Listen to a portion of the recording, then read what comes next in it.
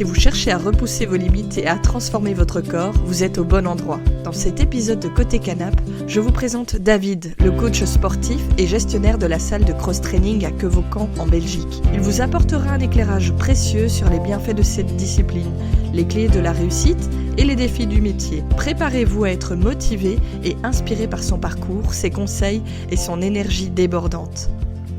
Bonjour David et bienvenue dans Côté Canap. Bonjour. Comment tu vas ? Très bien, et toi ? Bien, bien. Est-ce que tu peux nous dire qui tu es ? Qu'est-ce que tu fais ? Alors, je m'appelle Lacorte David. Ouais. Donc, je suis coach sportif déjà depuis, ça fait 10 ans ici, début janvier. Donc, ça fait 10 ans que j'ai la salle. Le sport, c'est un truc que j'adore. Je fais du sport depuis que je suis très très petit. Donc, tout au début, je faisais des sports de combat, comme taekwondo, full contact, kickboxing, muay thai. Donc ça, c'est vraiment mon dada. Ouais. Et puis, je me suis intéressé tout doucement côté musculaire, body, surtout cross-training. Ok, 10 ans donc que tu tiens une salle de sport, principalement du cross-training. Est-ce que tu peux nous parler un petit peu de cette activité ?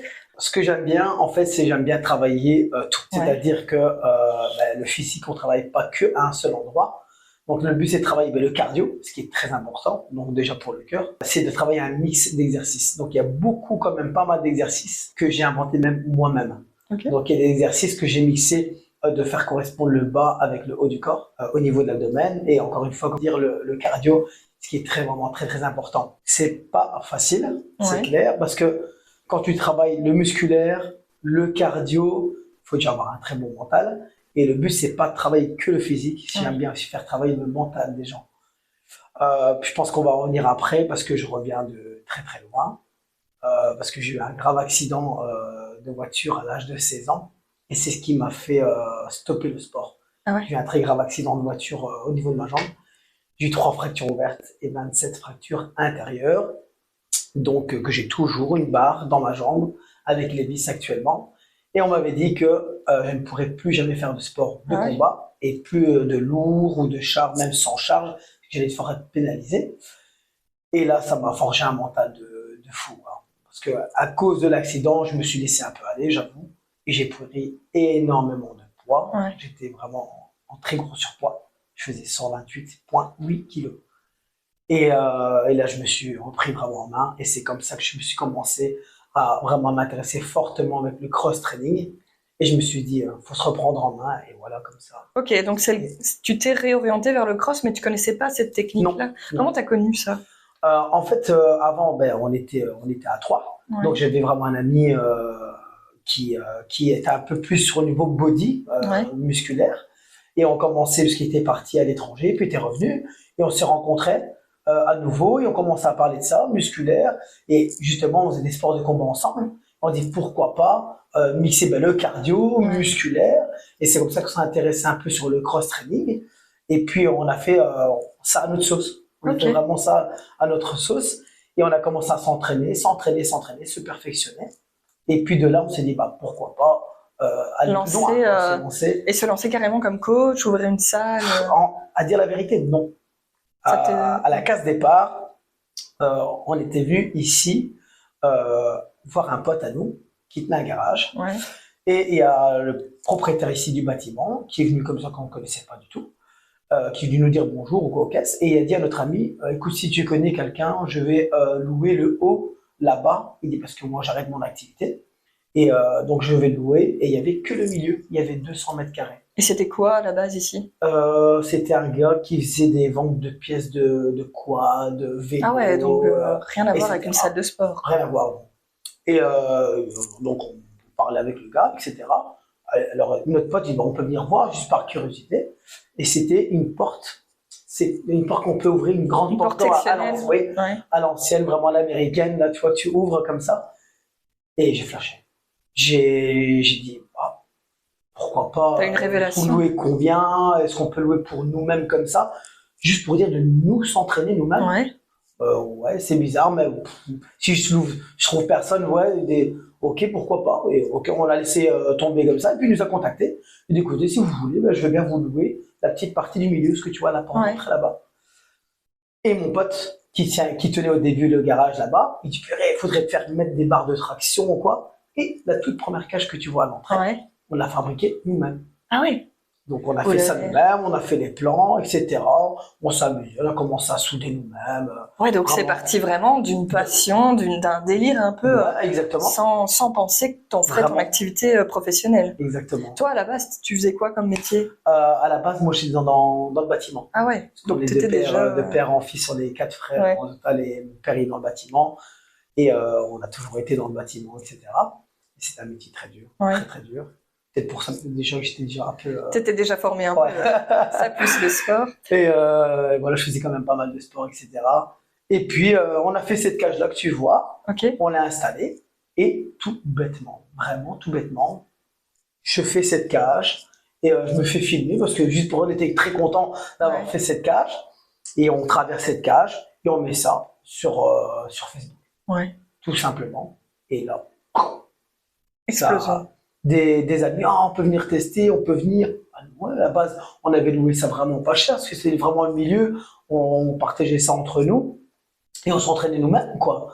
Donc, 2, 3, 5 amis, 10 amis, on s'est dit, bon, pourquoi pas faire peut-être une petite ASBL, etc. Et là, c'est parti. Ça a poussé et là, ça a pris une ampleur phénoménale, quoi. Est-ce que tu as dû te former en à côté quand tu as commencé à lancer le business? En fait, au début, on s'est dit, bon, on va faire une ASBL sans. Mais nous, comme je te dis, on est déjà sportifs à la base. Donc, on avait vraiment déjà des très très bonnes bases grâce à mon oncle qui tenait une salle de sport de taekwondo, full contact et kickboxing sur Blaton. T'es né dedans. Ouais, franchement, sport de combat, c'est vraiment mon dada. Après, voilà, de fil en aiguille, je me suis intéressé, j'allais à la salle moi-même, faire body, etc. J'ai eu de la chance aussi d'être formé par un gars qui suivait un peu les gens comme ça sur TUMED, que je remercie. Et d'ailleurs, il se reconnaîtra parce que de temps en temps, je le recontacte pour dire mais tu te rappelles de ça ou de ça. C'est lui qui réellement m'a pris en main parce que j'étais vraiment obèse. Moi, j'allais juste à la salle de body faire du tapis et un peu de musculaire, mais sans plus. Et il m'a vraiment guidé sur vraiment le très bon chemin, vraiment. Parce que je disais, c'est là aussi, je pense, un peu de tout le monde, qu'on est en surpoids, de perdre, on a peur d'avoir des vergetures ou la peau qui pend, etc. Il me dit, suis-moi correctement et je te promets que tu vas voir, ça va aller tout seul. Et là, tu as suivi un entraînement plutôt orienté CrossFit alors? Non, body. Vraiment que ciblage musculaire. Et là j'ai appris énormément. Plus un ami aussi qui s'y connaissait très bien aussi dans le body, qui m'a aussi appris quand même pas mal. Puis de là, je me disais, sport de combat, body, pourquoi je mixerais pas les deux? Et là, je faisais sac de frappe, je boxais et je faisais un peu de body en même temps. Un peu de corde à sauter. Et là, j'ai eu le déclic de dire, pourquoi pas mixer les deux? Et c'est là que j'ai commencé à faire des exercices à ma sauce en fait. Des fentes avec des levées épaules. Tu vois, des fois qu'on fait les petites boxes gauche-droite. Et ça, c'est typique boxeur. Avec une belle garde, gauche-droite. Tu prends un peu de tous les sports et tu remixes à ta sauce. Exactement. C'est ça qui fait ton succès aussi peut-être. Exactement. Ouais. Ça et peut-être ton feeling avec les gens. Après, je suis quelqu'un de toujours de très, comme tu peux voir, je suis quelqu'un de très joyeux. Moi, j'aime bien le contact des gens. Et alors, vraiment, aider les gens, surtout. J'adore aider tout le monde, mais surtout ceux qui sont en très grosses difficultés. Vraiment, ce que moi j'ai passé, je sais les gens ce que... Est-ce que c'est ça qui a fait que dans ton parcours ici, tu proposes aussi des suivis diététiques et des suivis individuels? Est-ce que c'est aussi par rapport à ça, par rapport à ton passé? Beaucoup. Les personnes qui n'ont jamais été en surpoids, ils ne peuvent pas comprendre ce que quelqu'un ressent quand étant en surpoids. Si vous êtes né déjà bien physiquement et que tu n'as plus qu'à travailler musculairement, c'est une chose. Mais quelqu'un qui a été en obésité, que ce soit homme ou femme, je sais très bien ce qu'on ressent dans sa tête, niveau vestimentaire, niveau le regard des gens, niveau. C'est pour ça que j'ai vraiment, c'est mon point fort, on va dire, de mettre vraiment les gens bien à l'aise et je comprends, je sais ce que tu l'as vécu toi-même. Donc, il faut y passer pour comprendre. Ceux qui n'ont jamais eu de surpoids, ils peuvent pas comprendre. Et alors, comme je m'y connais vraiment assez bien musculairement, boxe, cardio, etc., je peux aider ceux qui veulent prendre musculairement ou ceux qui veulent prendre du poids, faire juste une bête diète, on va dire, pour perdre du poids, mais travailler aussi sur l'affinement, etc. Donc, c'est pour ça que je suis quand même assez calé sur les... Donc, au niveau de ta clientèle, tu brasses large. Quel est le type de client que tu as ici, toi? La plupart, je dirais, 80%, c'est pour perdre du poids, et d'être fit. Et je dirais 20%, c'est pour de la prise musculaire et prendre musculairement. Et les gens qui viennent au CrossFit, ils sont de quel à quel âge en général? À 12 ans, et chez les adultes, c'est de 15 J'ai déjà eu jusqu'à 87 ans. 87 ans. Joseph, 87. Terrible. Ouais, top, vraiment. Je voulais revenir justement à cette fonction de CrossFit. On entend beaucoup de choses aussi sur le fait que c'est très dur et qu'il y a quand même pas mal de blessures. Ouais. C'est quoi ton avis Juste, sur ça? moi, c'est pas du CrossFit, c'est du cross-training. Ouais. C'est vraiment la seule chose. Ouais, c'est très différent. C'est-à-dire que le CrossFit, et j'adore sans critiquer, le CrossFit, c'est vraiment basé sur l'haltérophilie. Le cross-training, c'est beaucoup d'exos avec le poids du corps et on travaille en strict. Ça veut dire en strict, exemple comme une traction, mais je vais faire aucun balancement. C'est en strict. C'est vraiment tirer son poids du corps sans aide, sans balancement, sans, on va dire, de technique de balancement des jambes. Comme tu peux voir, tu viens t'entraîner ici aussi. Ici, les gens, ils aiment pas énormément de prendre du poids, du lourd. Donc ça, c'est pour ça que chaque fois que je donne cours et je précise les grosses charges. C'est ça la grande différence? La grande différence, l'exemple de l'haltérophilie, des fois, j'en donne pas du tout. Du tout. Et des fois, je peux en donner un exercice, donc comme le deadlift ou le thruster, mais je vais jamais donner quelque chose de très, très compliqué, parce que la clientèle que j'ai ici, ils veulent pas faire du CrossFit. C'est pas du CrossFit, c'est deux mondes à part. Est-ce que tu penses qu'ils n'aiment pas parce qu'il y a une peur de blessure ou c'est... Il y en a qui veulent pas, surtout, on va dire, entre guillemets, les femmes ne veulent pas un volume musculaire. Et quand tu prends du très très lourd, chaque fois du lourd, c'est clair, tu développes ton volume musculaire, ça c'est sûr et certain. Pour ça, le cross-training, t'as vu ici, il y a beaucoup de cardio, beaucoup de choses avec le poids du corps. Tu t'es adapté, toi, à ta clientèle ou c'est une volonté, quand tu l'as développé, dire non, c'était vraiment, c'est vraiment mode cross-training, c'est vraiment comme un full cardio, travailler les jambes, travailler les abdos, travailler le haut du corps. Complet. Voilà, complet. Maintenant, ceux qui veulent charger, comme je disais à tout le monde, vous devez assumer savoir faire les répétitions complètes. Si maintenant ils veulent prendre du volume, ils prennent plus lourd d'eux-mêmes. Tu proposes parfois ce que tu appelles les exercices Aerox. Oui. Tu peux développer ce que c'est? L'Aerox, là, en ce moment, ça prend une ampleur de fou, quoi. C'est vraiment, tu vois, CrossFit, t'as le cross-training, compétition CrossFit, compétition cross-training. C'est la même chose. Et qu'est-ce que c'est l'Aerox? L'Aerox, ils font la même chose. C'est tout ce qu'on fait ici, c'est-à-dire que il n'y a pas d'haltérophilie. C'est plus du training. Donc voilà, c'est de la course à pied. C'est ce que j'ai fait aujourd'hui, un exemple. Ils ont été courir dehors, un exemple aujourd'hui. Ils font l'exemple avec des exercices avec les wheel balls, mais ça reste raisonnable, c'est du 5-6 kilos. Il y a le skieur, full cardio, rameur, full cardio. Il y a tout ce qui est jump plus burpees qu'avec le poids du corps, sans charge. Il y a les fentes. Et dans ces exercices, est-ce que tu en as un que tu préfères? Moi, malheureusement, j'aime bien la charge. J'ai toujours été habitué comme ça. Donc, et j'ai beaucoup de gens d'ici que j'ai vraiment formé sur l'haltérophilie et ils se sont orientés sur le CrossFit parce que ils aiment bien l'haltérophilie, quoi, tu vois. C'est-à-dire que moi, avant, je donnais un peu plus d'haltérophilie, mais au fur et à mesure, en avançant, je voyais que les gens, je vais dire une bêtise, sur 100%, j'avais vraiment que 15 ou 20% qui aimaient bien l'haltéro et 80% qui n'aimaient pas. Donc quand je donnais un cours un peu plus d'haltéro, pour travailler bien la technique, parce que l'haltérophilie, c'est très technique, on n'a pas droit à l'erreur, c'est vraiment, faut être très précis. Et j'avais proposé, mais ça n'a pas marché. C'est là que je me suis rendu compte encore plus que les gens était plus sur du cross-training. Et qu'est-ce que ça apporte de faire des exercices comme ça répétitifs sur une courte période? C'est toujours sur une session de 50 secondes, une minute? Il y a plusieurs coachs qui vont donner des avis différents, mais ça c'est mon propre avis personnel. Faut aller à la brûlure. À la brûlure, c'est des longues répétitions. Tu vas faire, je dis une bêtise, tu vas prendre du très très lourd, tu vas soulever du très très lourd, tu vas faire 2-3 répétitions. Moi c'est mon avis personnel, ça sert à rien. Par expérience, parce que j'ai essayé.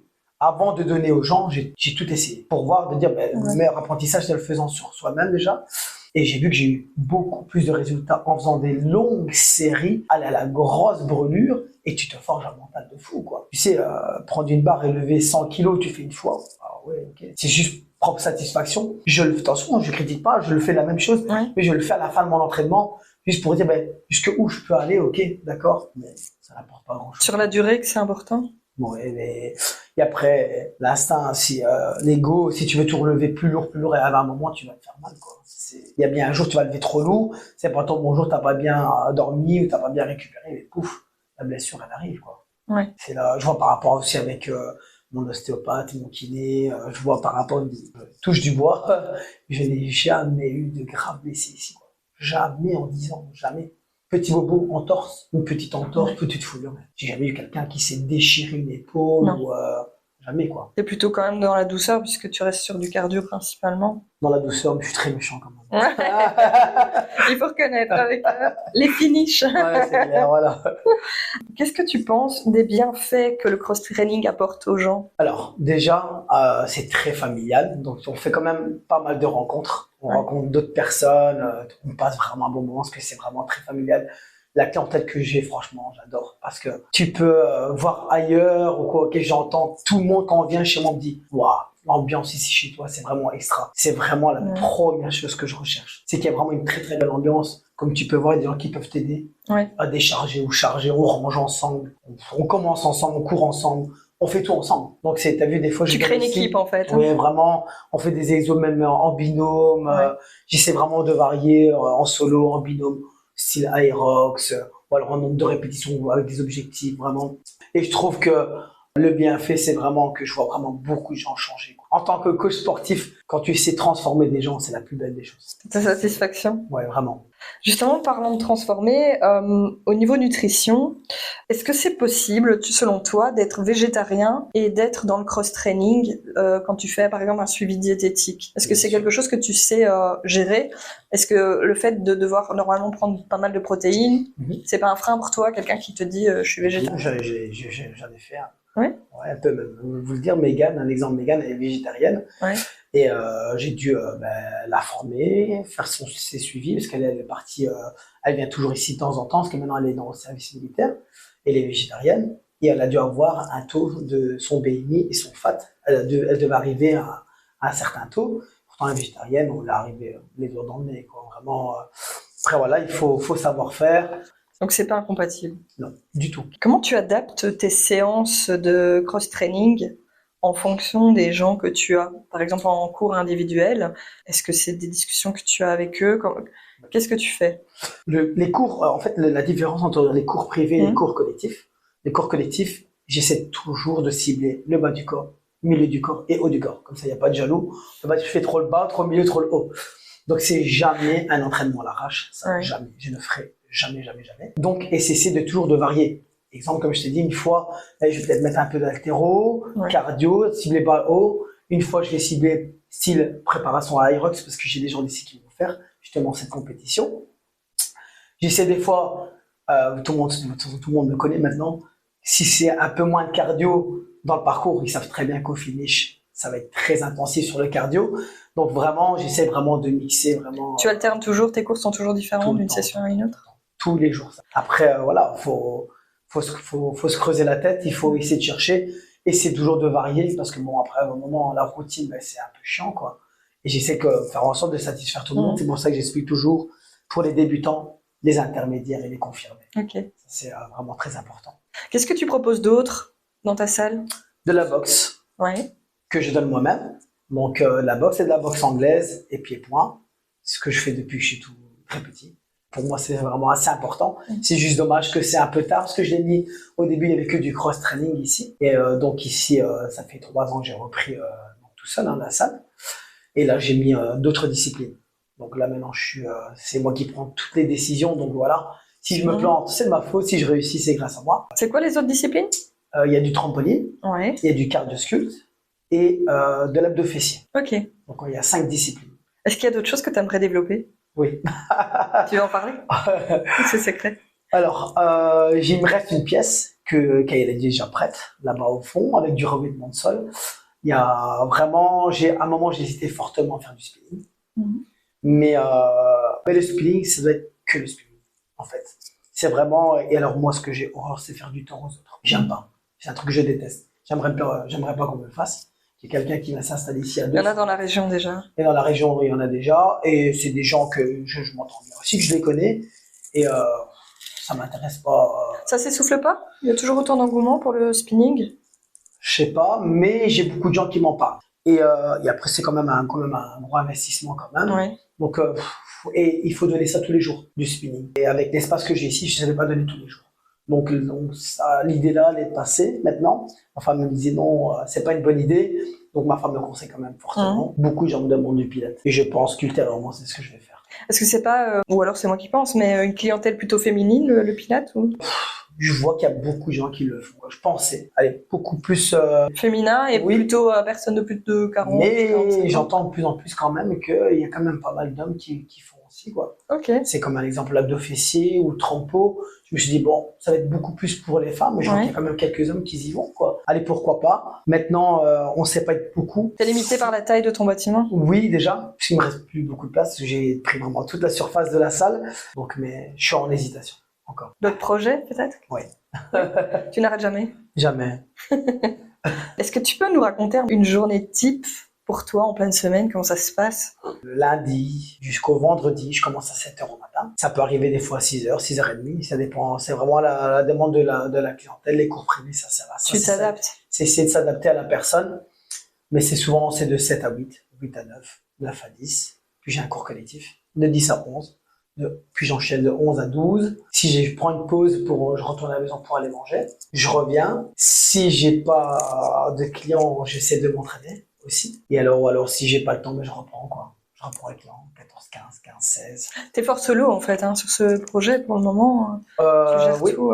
Mais en fait, c'est vraiment, le privé, ça prend une ampleur de fou parce que c'est vraiment rien à voir avec le cross-training et les autres disciplines. C'est-à-dire que là, on va vraiment cibler. Pour Par exemple, la personne, elle a des grosses difficultés d'évoluer sur le bas du corps, donc on va travailler que le bas du corps. Là, on cible fortement. Il y en a non, ils veulent venir parce qu'ils n'ont pas le temps de venir au soir au cours de cross-training.